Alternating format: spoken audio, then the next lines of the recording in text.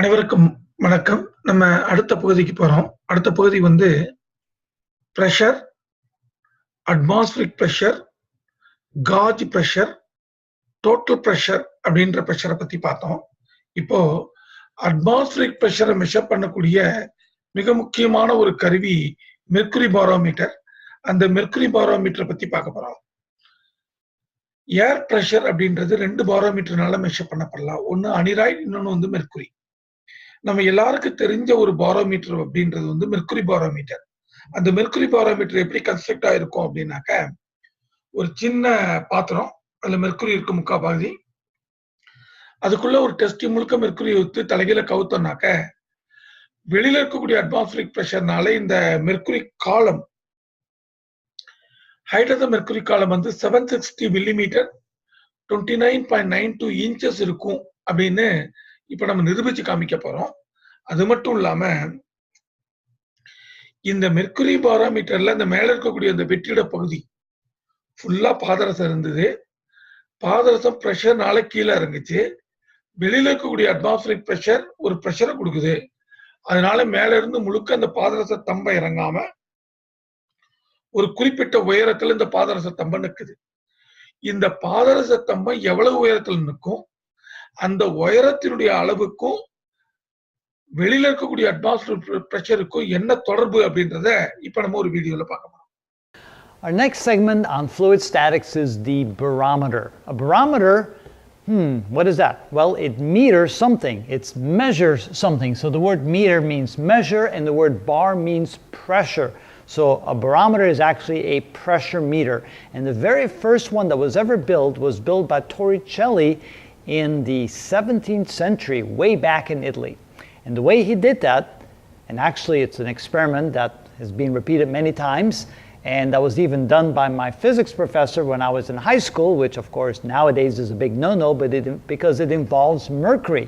So what you do is you take a little dish, you fill it up with mercury, and then you take a glass tube that's long enough, at least 4 feet long, or 3 feet would be enough, and you turn it upside down and you fill it with mercury. Then you put your finger at the very end, you turn the tube around and you place it inside the little vat here with mercury, and then you let your finger go and the mercury will drop to a certain point and stay there. And then you'll have what we call a column of mercury inside the tube, and at the very top of the tube there's simply a vacuum. There's no air there, so zero pressure at the very top of the tube. And it turns out that the atmospheric pressure, which is what you're trying to measure, can be determined by the height of this column. And let's see how that works. So what we can say here is at this point right there, that the pressure caused by the height of the mercury equals the pressure of the atmosphere. So at this location right there, we can say that the pressure due to the mercury is equal to the pressure due to the atmosphere. And that's after all what we're trying to measure. So how do you get the pressure of the mercury? Well, that's found in the very same way as saying what's the pressure inside a pool. And so we can say that the pressure is equal to rho GH or rho GY. And the density of mercury is, let's not plug that in yet at this moment. So we can replace this by rho GH is equal to the atmospheric pressure. And so what that means is we need to find the H for that. And so that means that H is equal to the atmospheric pressure divided by rho times G. And of course, then Torricelli was trying to find the atmospheric pressure, and of course he measured the height and then from that figured out the atmospheric pressure. What we're going to do is the other way around. We're going to find the height of that mercury column that gives us the measurement for the atmospheric pressure, knowing already that the atmospheric pressure is 101,300 newtons per square meter. So we divide that by rho. The density of mercury is 13,600 kilograms per cubic meter, which is 13.6 times as dense as water, and we multiply that times 9.8 meters per second squared. And when we do that, we get the height of that mercury column. So let's calculate that. 101,300 divided by 13,600 and divided by 9.8. And it turns out it is equal to 0.76 meters, which is 76 centimeters, which is 760 millimeters. So, if you do this experiment, the column of mercury will take up a height of 76 centimeters, which is about 2.5 feet, maybe about like that, and that would then be a measurement of the atmospheric pressure. We can also express that in terms of millimeters, and it turns out that the initial unit for pressure was torrs from the famous physicist Torricelli, and so 1 atmosphere was equal to 760 torr, indicating the number of millimeters of a mercury column you would need to measure the atmospheric pressure with. So that was the very first barometer, or the very first pressure meter build that uses this principle as pressure caused by a column of fluid, and then setting that equal to the atmospheric pressure and calculating the height of the fluid that way. Very clever idea. And of course, nowadays they don't let you do that anymore because mercury is kind of a nasty material. You don't want to breathe in the mercury vapors. You want to stay away from it. So unfortunately, we no longer do that in the classroom today. I don't, because I want to keep my job. All right, and that's how you do that. அடுத்த ஒரு மிக முக்கியமான ஒரு விஷயம் தெரிஞ்சிருக்கும். என்னன்னாக்க, mercury barometer அப்படின்றது atmospheric பிரஷரை மெஷர் பண்ணுது. அப்போ அடுத்த ஒரு மிக முக்கியமான ஒன்றை நம்ம சொல்றோம். அதுக்கு பேரு காஜ் அப்படின்னு பேரு. அதை பத்தி பார்க்கலாம்.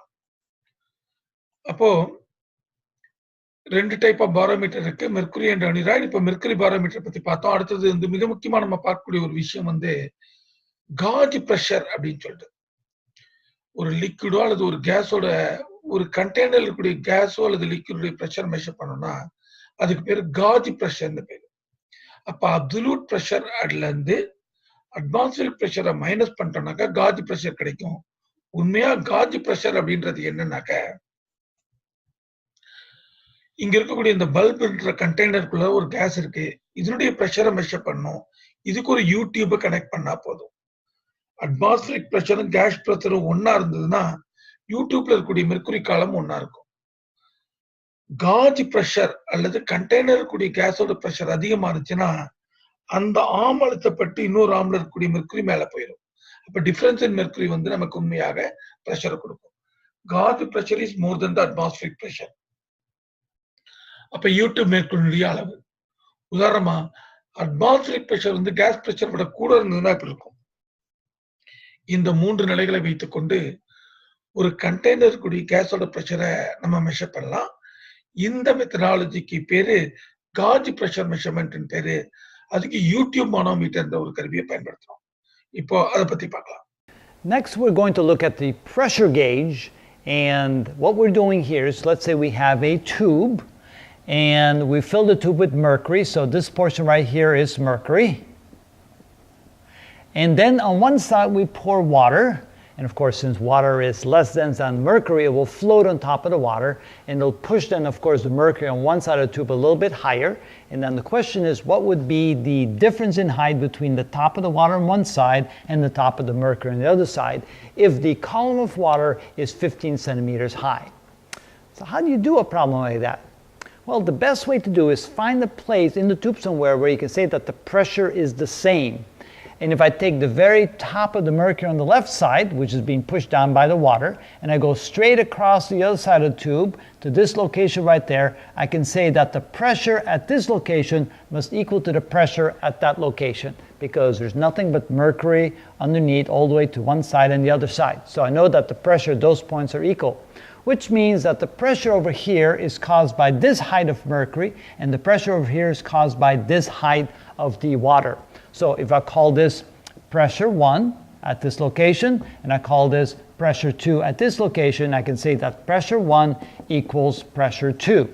And of course, we know that pressure inside a fluid is caused by the density of the fluid and the depth of the fluid. So we can say that pressure 1 can be written as rho 1 GH1, which means the density of fluid on this side and the height of the fluid on this side equals the rho 2 GH2, which means the density of the liquid above this point on the right side and the height on the right side. So this right here could be considered H2, and this then would be considered H1. And then density 1 represents the density of water, and density 2 represents the density of mercury. All right, so I see a G on both sides, which means I can get rid of the G on both sides, cancel those out. And since I already know what H1 is, I'm going to figure out what H2 is equal to. And turning the equation around, I can say that H2 times rho 2 is equal to H1 times rho 1. And then dividing both sides by rho 2, I can say that H2, which is the height of the mercury above that point, is equal to H1 times the ratio of rho 1 divided by rho 2, right? H1 is 15 centimeters, and I can leave it in centimeters because I'm just going to get the answer in centimeters. So this is 15 centimeters times the ratio of the density 1, which is the density of water, which can be written as 1 gram per cubic centimeter, divided by the density of mercury, which can be written as 13.6 grams per cubic centimeter. And then, if I then take 15 divided by 13.6, I get 1.10. So this is equal to 1.10 centimeters. Which means the height of mercury, that gives me the same pressure as the 15 centimeters of water, is 1.1 centimeters. That's of course why they use mercury in barometers, because you don't need as much of it to be able to measure the pressure. And then of course, ultimately, since we want to know the difference in the height, in this case delta H would simply be equal to H2 minus H1, which is 15 centimeters minus 1.1 centimeter. So therefore this is 13.9 centimeters of difference between the two columns, water on the left and mercury on the right. So the whole trick is, this is not a hard problem if you just realize, find the place in the tube where the pressure is exactly equal on both sides with the same height for both of those points. And that's how you do that problem. இப்போ ரொம்ப முக்கியமா நம்ம தெரிஞ்சுக்க வேண்டியது ரெண்டு விஷயங்களை நம்ம தெரிஞ்சுக்கிறோம். நம்பர் 1, அங்க இருக்கக்கூடிய வாட்டர் காலமானது அந்த குறிப்பிட்ட பாயிண்ட் P1ல ஒரு பிரஷரை கொடுக்குது. அந்த பிரஷர் P2க்கு ஈக்குவலா இருக்கிறப்போ நம்ம வந்து அட்மாஸ்பியரிக் பிரஷருக்கு ஈக்குவலா இருக்குன்னு நம்ம நினைக்கிறோம். பட் ஆக்சுவலா என்ன ஆகுதுனாக்க, இந்த காலம் ஆஃப் வாட்டர் வந்து மெர்க்குரி மேல கொடுக்கக்கூடிய ஹைட்ரோஸ்டாட்டிக் பிரஷர் என்ன செய்யுதுன்னா, 2 காலத்துக்கு வித்தியாசத்தை ஏற்படுத்துது. உண்மையா வாட்டர் லெவலுக்கும் மெர்க்குரிக்கு இருக்கக்கூடிய வித்தியாசம் வந்து 13.9 சென்டிமீட்டர். நல்லா கவனிங்க. இப்போ ஒரு யூடியூப்ல மெர்க்குரிய வச்சு ஒரு முனைய அட்மாஸ்பியரிக்ல ஃப்ரீயா விட்டுட்டு இன்னொரு முறையை சிஸ்டத்தோட கனெக்ட் பண்ணா, சிஸ்டத்தினால வரக்கூடிய அழுத்தம் P1, அட்மாஸ்பியரிக்னால வரக்கூடிய அழுத்தம் P2, இது ரெண்டுக்குள்ள வித்தியாசத்தை எது காமிக்கும்? மெர்க்குரி காமிக்கும். இதுதான் மைக்கேல் அவர்கள் விளக்குனாங்க. இப்போ நம்ம பார்க்கக்கூடிய மிக முக்கியமான ஒன்று, ஒரு லிக்விட்குள்ள ஒரு பாடி இருந்ததுன்னா ஒரு ஃபோர்ஸ் இருக்கும். அதுக்கு பேரு பாயன் ஃபோர்ஸ்னு பேரு. அதை பத்தி பார்ப்போம். Okay, our next segment on fluid statics is the concept of the buoyancy force. And I like to write buoyancy force as BF. I don't know if everybody else does it, but I like it. So we're going to find the buoyancy force on an object placed or submerged inside the liquid. So here it is. There's a container, some liquid in it. We push a block down into that liquid, and that block is going to experience a buoyancy force. A buoyancy force means it's a force that buoys up or pushes up an object that's submerged. Now, if the buoyancy force is greater than the weight of the block, it will get pushed up and it'll float. If the buoyancy force is less than the weight of the block will simply sink to the bottom, although that buoyancy force will always be there. The question is, how big is it? How do we calculate it? And the way that's done is by looking at the pressure at the top of the block, which is caused by not the pressure, but the force at the top of the block, which is caused by the pressure at the top of the block. And then there's a force pushing back up from underneath because there's pressure at that location as well. And since the bottom of the block is deeper into the liquid, that means the pressure there is greater. And since the force is simply the pressure times the area, the force upward will be greater at the bottom of the block than the force downward at the top. In other words, the buoyancy force can simply be calculated by taking the force at the bottom and subtracting from that the force at the top. It's a difference between the force at the bottom and the force at the top on the block that will create that buoyancy force. And again, since the pressure is equal to the force divided by the area, which means that the force is equal to the pressure times the area, we can plug that in here, and you can write that the buoyancy force is equal to the force at the bottom, which means it's equal to the pressure at the bottom, times the cross-sectional area, excuse me, minus the force at the top, which means the pressure at the top of the block times the cross-sectional area. So since the area would be the same for both the top and the bottom, we can simply say that it's equal to the pressure at the bottom minus the pressure at the top times the cross-sectional area. Okay, so what is the pressure at the bottom? Well, the pressure at the bottom can be found by pressure is equal to rho g y. Okay, so that means that this is equal to rho g y at the bottom of the cube minus the rho g y at the top of the cube times the cross-sectional area. So in either case, density is, of course, the density of the liquid, which is the same for both top and the bottom. G is a constant, so I can also take that outside the parentheses. So the buoyancy force now simply becomes equal to, let's say here we take the rho, the G, and the A all out, so that gives us y at the bottom minus y at the top times rho G N A, rho G N, the cross-sectional area.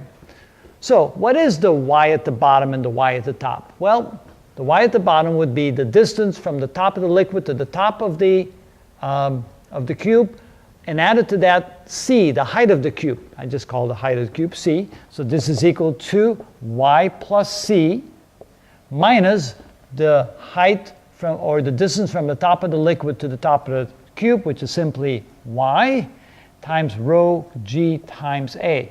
And of course, y plus c minus y, the y's cancel out, so this is equal to c times rho g times a. Now, a is the cross-sectional area of the cube, and c is the height of the cube. So c times a is really the volume of the cube, so this is equal to rho g times the volume of the cube.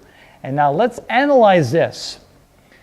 Rho is the density of the liquid, g is acceleration due to gravity, and v is the volume of the cube. Now, density times volume. There's another equation that we have. We have the density, by definition, is mass divided by volume. So we can say that the mass is equal to the density times the volume. So that means that the density times the volume is equal to the mass of the liquid that was there before we put the cube in there. Remember, the density is not the density of the cube, it's the density of the liquid. So the density of the liquid times the volume equals the mass of the liquid that was there. So this is equal to, buoyancy force is equal to mass times g. And mass times g is actually the weight. So we can then say that the buoyancy force is equal to the weight, and the weight of what? The weight of the liquid that was there before we put the cube in the water, which, with other words, is the weight of the liquid that was displaced by the cube. So the buoyancy force is equal to the weight of the displaced liquid. And that is known as the buoyancy force. Let me write that a little bit better because it's not written very well here. So the buoyancy force is equal to the weight of the displaced liquid. And that's the principle of the buoyancy force. So whenever you put an object inside a liquid, it will displace the liquid, and the force by which it's being buoyed up is simply equal to the weight of that liquid that was there before it got pushed out of the way by the object. Wow, that's interesting. So that means if the object weighs more than an equivalent amount of liquid, it will sink to the bottom, because then the weight of the cube is greater than the weight of the displaced liquid.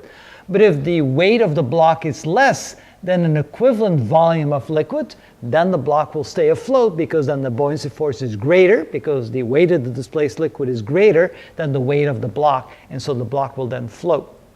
And that's how you find the buoyancy force of a cube. We're now going to use this principle of the buoyancy force to find the mass, to find the density and so forth of objects, and you'll see that in the next segment. Okay, that's it. இப்போ நம்ம மெதுவா என்ன பார்த்திருக்கோம் அப்படின்னாக்க, ஒரு object லிக்விட்குள்ள போட்டோம் அப்படின்னாக்க அந்த ஆப்ஜெக்ட் வந்து லிக்விட்குள்ளார தன்னுடைய வால்யூமுக்கு தகுந்த அளவு ஒரு வாட்டர் வந்து டிஸ்பிளேஸ் பண்ணும். அந்த வாட்டர் காலமினுடைய வெயிட் வந்து ஒரு ஃபோர்ஸ் அந்த லிக்விட்குள்ள கிரியேட் பண்ண அந்த ஃபோர்ஸுக்கு பேரு பாயன் ஃபோர்ஸ்னு பேரு. அந்த பாயன் ஃபோர்ஸ் அந்த ஆப்ஜெக்டோட மூவ்மெண்ட்டை ஃபர்தரா அந்த லிக்விட்குள்ள அலோவ் பண்ண மாட்டேங்குது, அப்போஸ் பண்ணுது. அது வந்து பாயன் ஃபோர்ஸ் இஸ் அப்வர்ட் த்ரஸ்ட்னு நம்ம சொல்றோம். டோட்டல் பாடி மேல பாயன் ஃபோர்ஸ் ஆக்ட் பண்றதுனால த்ரஸ்ட்னு சொல்றோம். அந்த பாடியை கீழே நகர்த்துறது வெயிட், மேல நகர்த்துறது பாயன் ஃபோர்ஸ், ரெண்டு சமமா இருந்தா பாடி வந்து ஈக்குலிபிரியத்துல இருக்கு. ஆனா இந்த பாயன் ஃபோர்ஸ் அப்படின்றது ரொம்ப ரொம்ப முக்கியமானது. இந்த பாயன் ஃபோர்ஸ் என்ன செய்யுதுனாக்க ஒரு பாடியை மிதக்க வைக்குது, ஒரு பாடியை மூழ்க வைக்குது. இதெல்லாம் இந்த பாயன் ஃபோர்ஸ் செய்யக்கூடிய மிக முக்கியமானது. அப்போ நம்ம என்ன பாக்குறோம் அப்படின்னாக்க பாயன் ஃபோர்ஸ்னுடைய ரெண்டு எஃபெக்ட், லா ஆஃப் ஃப்ளோட்டேஷன் ஒன்னு, ஆர்கிமெடிஸ் லா ஒன்னு. இந்த ரெண்டு லா பத்தியும் இப்ப நம்ம டெரிவேஷனோட பார்க்கலாம். Our next segment on fluid statics is on how to find the density of an object. And in this particular example, we have an object hanging from a scale and we're measuring the weight, and the weight in air is 40 newtons, and then we weigh it again when the object is submerged in water. So let's assume that this is in water, H2O, and then the weight is only, let's see, I didn't write it down. Let's say it's 32 newtons. That's a terrible looking N. So let's write that again. 32 newtons is the weight when it's submerged in water, and of course sometimes that's also called the parent weight of the object. And so we're going to use what we call Archimedes Principle. That's named after the famous Greek scientist, I guess we could call a mathematician scientist, who discovered how to find the density of objects by realizing that when you submerge an object in water, it displaces an equal volume of liquid. And from that, he was able to find the volume of a very strange shaped object, and from that he could figure out the density of the object, because in order to find the density, you have to know the volume. You can always measure the mass on a scale, but how do you measure the volume of an object that is very oddly shaped? And so by submerging it and finding out how big the volume of the displaced liquid is, you can then find out the volume of the object. So that's what we're going to do here indirectly.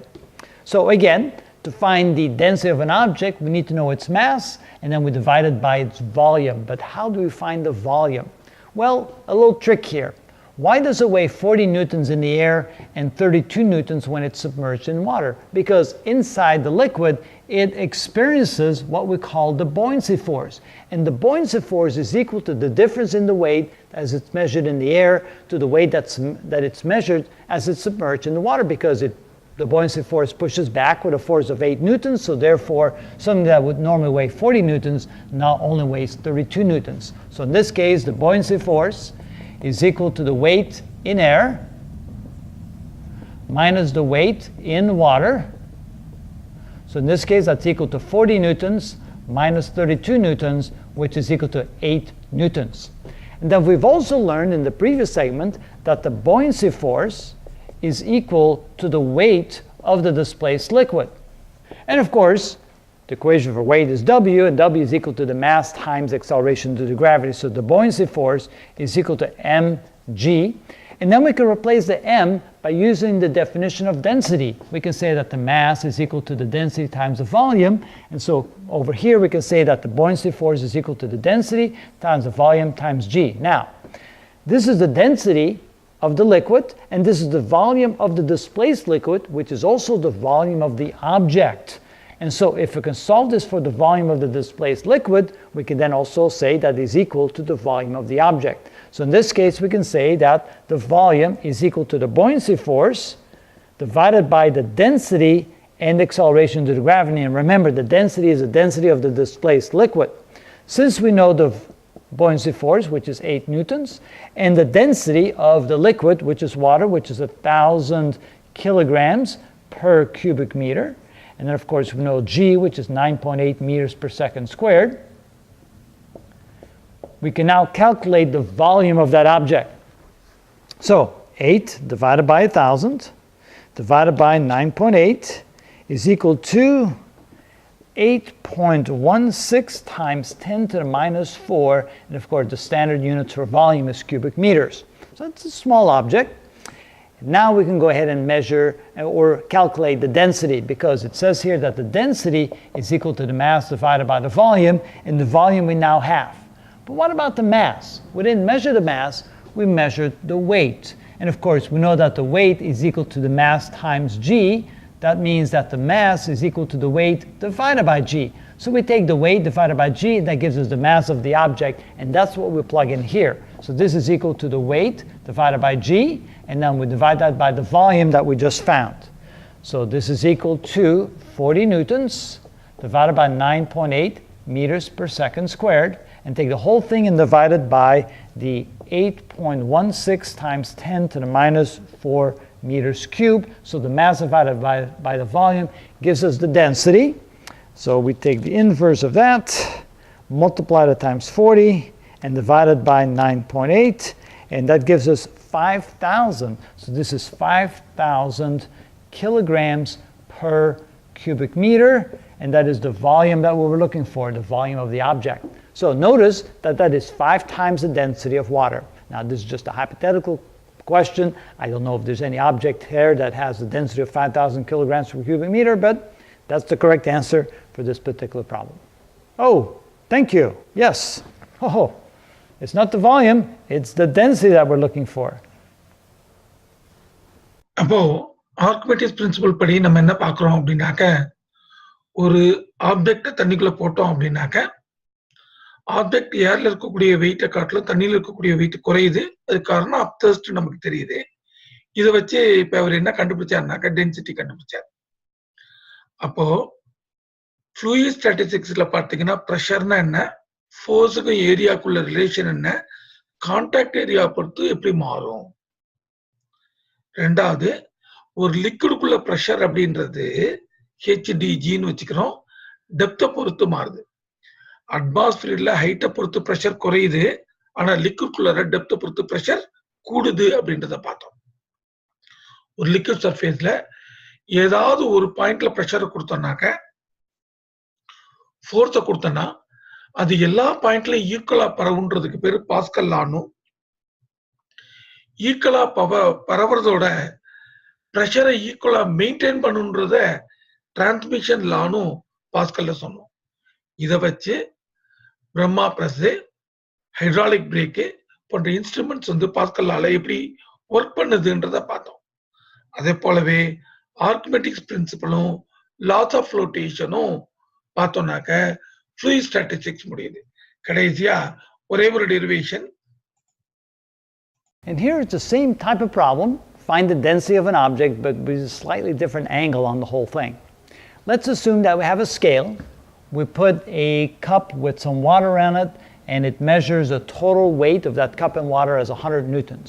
Now we take an object that we measured in air first and found out the weight to be 25 newtons, and then we hang it on a string and submerge it from the string into that cup. And in this case, it wasn't water, we made it oil so that the density is a little bit less than it is what it is for water. And then of course, when you put the block in there is going to be a buoyancy force pushing up against the block, and then in turn, that buoyancy force will cause additional force to be pushed down onto the scale. Remember Newton's second law, for every action there's an equal and opposite reaction, which means that the reading on the scale will now have increased to 102 newtons. And it turns out that the buoyancy force simply is the difference between those two readings. So in this case, we can say that the buoyancy force is equal to 2 newtons. All right, so now we need to find the density, and we can say that the density is equal to the mass divided by the volume, and so we need to find the volume. And again, the volume can be found by saying that the buoyancy force also is equal to the weight of the displaced liquid. Okay, and so the weight can be written as m times g, so this is the mass times g of the displaced liquid, and of course using the definition of density, we can say that the mass is equal to the density times the volume. Plug that in here, and so this is equal to the density times the volume times g. So the buoyancy force is equal to the density of the displaced liquid, the volume of the displaced liquid times the acceleration due to gravity. And it also, of course, means that the volume of the displaced liquid is equal to the volume of the object. And that's what we're trying to find, because to find the density, we need to know the mass and the volume.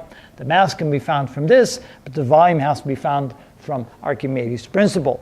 So we have the buoyancy force is equal to the density of the liquid times the volume of the liquid, which is also the volume of the object, times g. So we're going to solve this equation for V, which is equal to the buoyancy force divided by the density times g.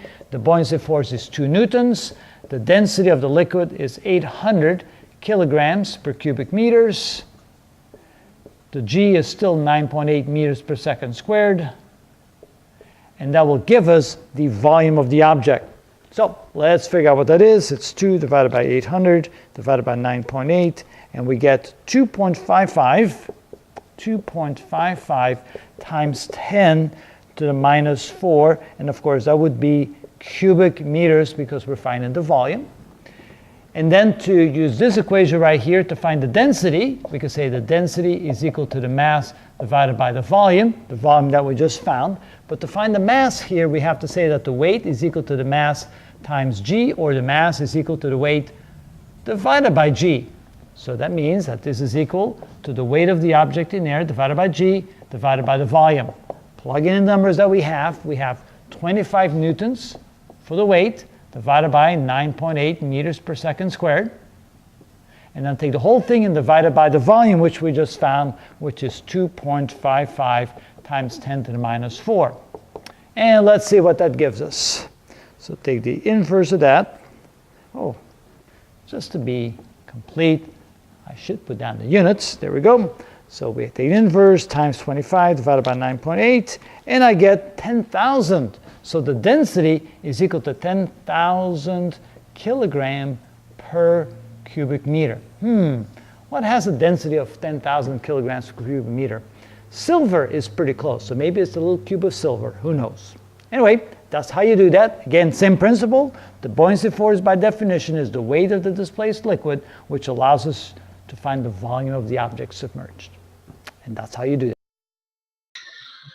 அப்போ Archimedes Principle வச்சு loss in weight வச்சு immersing liquid density கண்டுபிடிக்கலாம், ஆப்ஜெக்டோட density கண்டுபிடிக்கலாம். அந்த ரெண்டு derivation நம்ம இப்போ பார்த்தோம். அதில் போல லா ஆஃப் ஃப்ளோட்டேஷன்ஸ்ல ரெண்டு முக்கியம். சென்டர் ஆஃப் தி அப்வர்ட் ஃபோர்ஸஸ்க்கு சென்டர் ஆஃப் பாயன்சின்னு பேரு. ஒரு பாடியோட வெயிட்னால கீழே வர்றதுக்கு பேரு சென்டர் ஆஃப் வெயிட் சிஜின்னு பேரு. இதை ரெண்டை வச்சுட்டு லா ஆஃப் ஃப்ளோட்டேஷன்ஸை பத்தி நம்ம சொல்றோம். பாயன்சி ஃபோர்ஸ் கிரேட்டரா இருந்ததுன்னா, ஒரு தண்ணிக்குள்ள ஒரு பாடி மூழ்குறப்போ அதனால வரக்கூடிய லிக்விட் டிஸ்பிளேஷனுடைய பாயன்சி ஃபோர்ஸ் கூடுதலா இருந்துச்சுனாக்க அது பாசிட்டிவ் பாயன்சி, அந்த பொருள் மிதக்கும். நியூட்ரல் பாயன்சினா மூழ்கி மிதக்கும், நெகட்டிவ் பாயன்சினாங்க முங்கும். இதை வச்சுட்டு நம்ம ஃப்ளூயிட் ஸ்டாட்டிஸ்டிக்ஸ்ல லா ஆஃப் ஃப்ளோட்டேஷன் ஒன்று படிக்கிறோம். That ends the chapter on fluid statistics. Thank you. We will meet in fluid dynamics. Thank you.